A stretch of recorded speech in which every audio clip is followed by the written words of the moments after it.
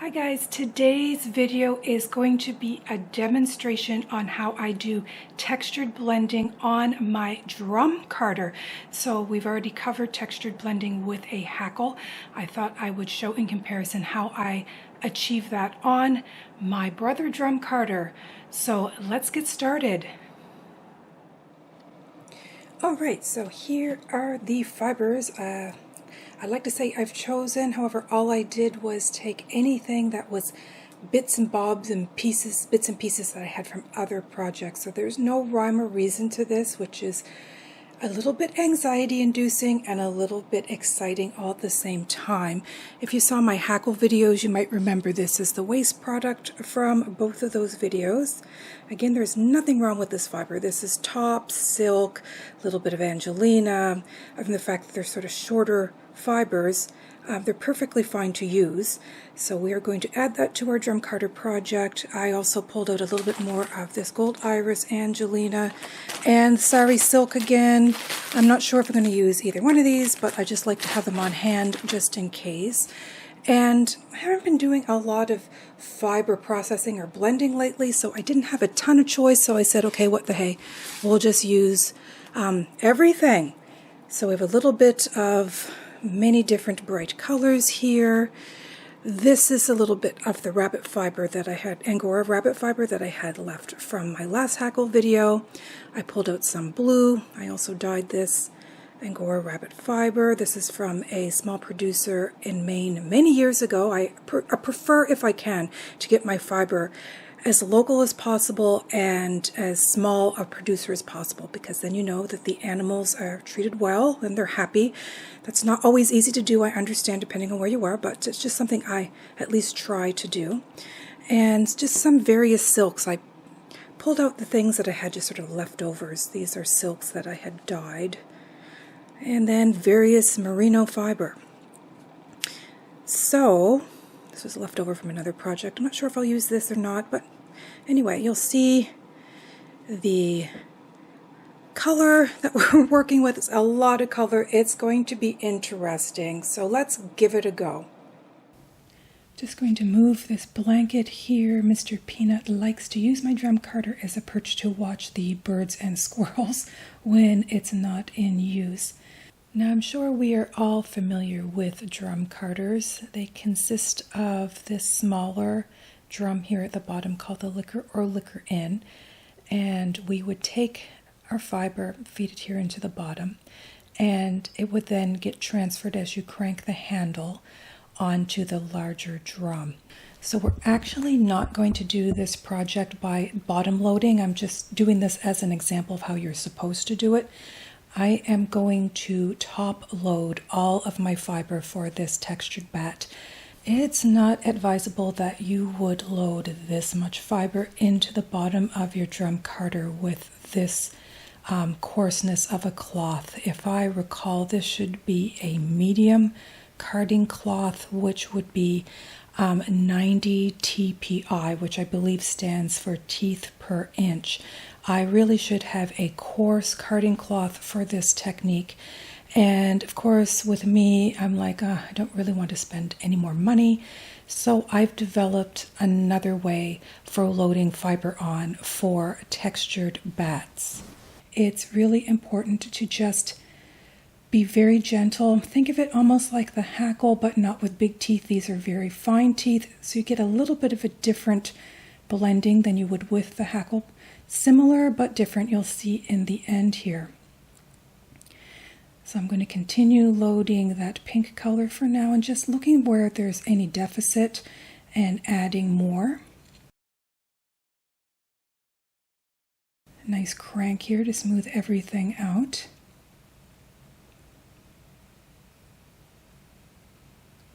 Change it up with this very dark green black color. I have a lot of little bits of fiber that I use in the dye pot just to absorb excess dye when I'm dyeing either yarn or roving. So they tend to be sometimes a combination of colors. So this was both green and black.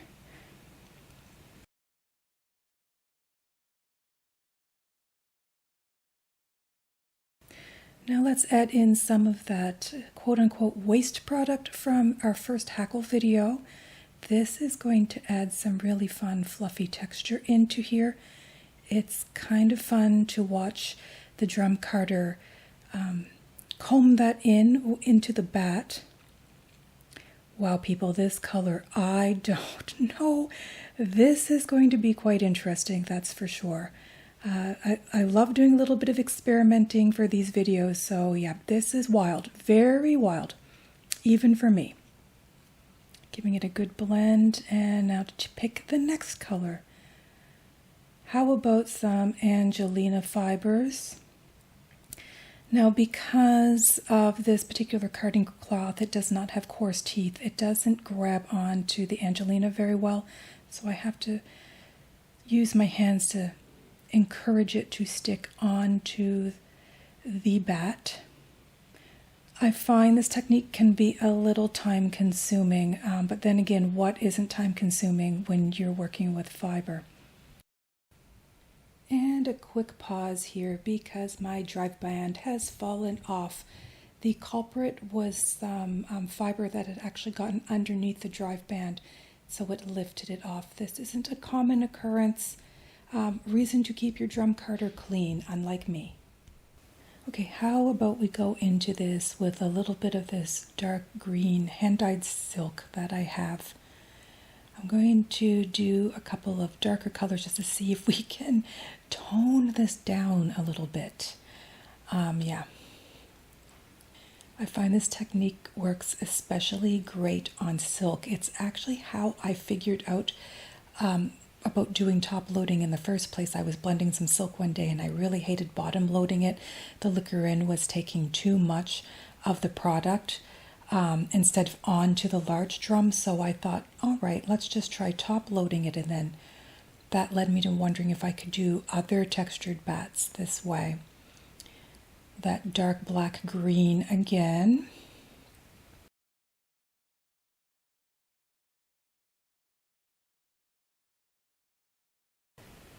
Going in with the waste product from the second hackle video now.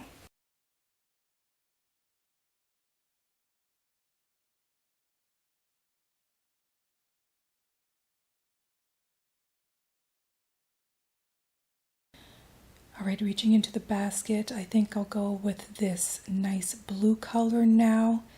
You know, it's funny, I knew that this was going to be totally random in color, but I wasn't in my mind picturing it to be quite as chaotic as it is turning out. So let's put this pretty blue tone in and see what it does for it. Along the same vein color-wise, let's go with this hand-dyed Angora rabbit fiber in light blue. All right, so I'm going to grab my doffer and start picking that bat off here. Some people like to use like a wooden dowel to roll their bats off, much like you would like a rolag. I just prefer, particularly with textured bats, just to take the doffer and pick it slowly off as we go. If any little pieces get left, that's fine. I can clean it later or use it in the next bat. I find if I go slow enough with this technique, you get pretty much most of it. And again, textured bats, it's not going to be 100% smooth, so I find that this works just fine.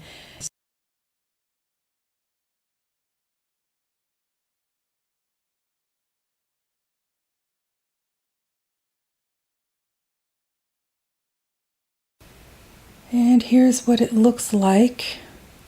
Kind of interesting. Yeah, that is going to be quite fascinating to spin. That is for sure. There's still some fiber to use up, so now time for bat number 2. I'm going to run through this mostly on fast forward, so you don't have to sit through me blabbing all about it again, but can also watch the method of how it's being made.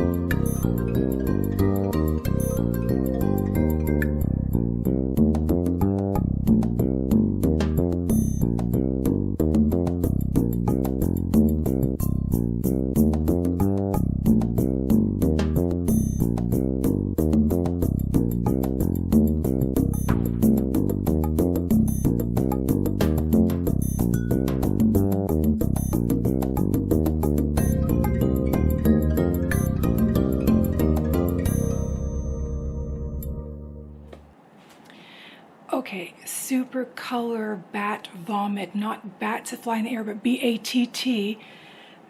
Bat number 1. Despite the fact that colors are totally wild, how can you not like a little cushion of fiber to spin? The second one was a little smaller, but again, I was thinking like how the first one, this one really reminded me of like, 80s workout clothing. I was a kid of the 80s, people, so I'm well versed in fluorescent colors and spandex. This one reminds me of like melted crayon, like when you were a kid and you could like iron like the crayons on a t-shirt. Maybe I'm giving my age and that's not something people do anymore, but that's what that reminded me of. I wanted to make a third bat to show you more of relatively the size I get with that drum carder. So the problem I find when I'm filming things is that I have to have cameras in a certain place to get the angles so you can see what I'm doing, or hopefully can see what I'm doing. And because of that, I have to contort myself sometimes around them to make it all work. And you've probably heard me say I have a bad shoulder. It's really hard on the back to do that. So I tend to cut it short what I'm doing so that I'm not completely in total traction. But I find this is more relative of the size of bat that I can get with that Brother drum carder and that carding cloth. So it was kind of nice. I used up most of those yarn pieces. There's a very little bit left. And I don't know what you would call this one. This one is, again, more 80s vomit. The inside reminded me of like Starburst candy. You will find that me and food, everything reminds me of food. In fact, what I call these bats and the subsequent yarns, I call them my halo-halo bats and halo-halo yarns.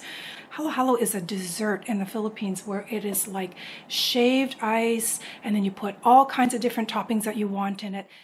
But yeah, so that is what I name these bats and the yarns. Okay, so let me show you some examples of my halo-halo yarns.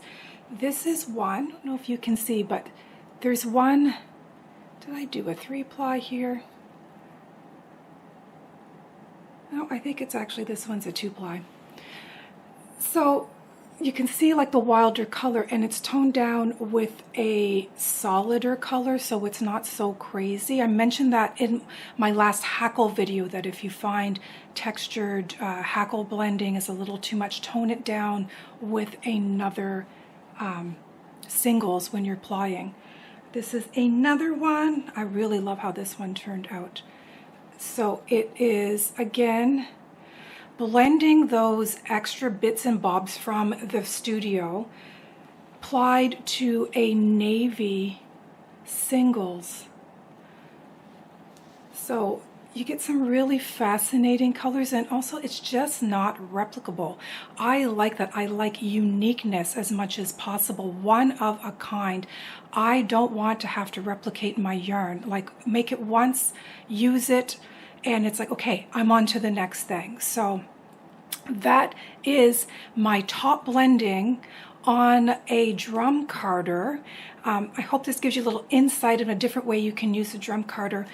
This is a Brother drum carder. It is one of the less expensive drum carders on the market now. I say that. I looked recently at the cost of drum carders and I almost fainted. This one is, I want to say I bought it 10, maybe even 12 years ago. So it's been a while. I think if I got a thicker, like a carding cloth, like higher, I could probably get more, achieve more of that textured by bottom loading it the way that you're supposed to.